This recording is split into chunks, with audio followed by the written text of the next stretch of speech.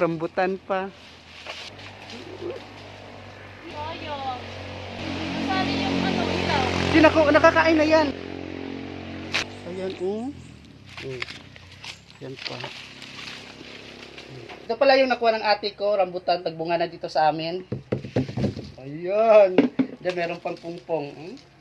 Ang klase ng rambutan to ay tuklapin. Lalaki ng ano yan, bunga. Ayan, Ay, ito maniba. Pero okay na to, masarap na to. Tingnan natin, Kaibahan lang dito sa rambutan to, hindi siya bilog. Ayan, pahaba. Paoblong. Ayan. Pero malaki naman yung laman. Ayan. Balatan natin, ha. Ayan. Diba, tatanggal yung buto? Laki ng laman. Sarap. Ito maniba.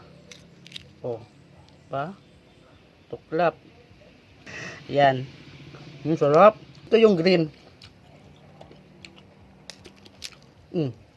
Ba? Hinog na. Kahit green siya, hinog na yung laman niya sa loob. Yan.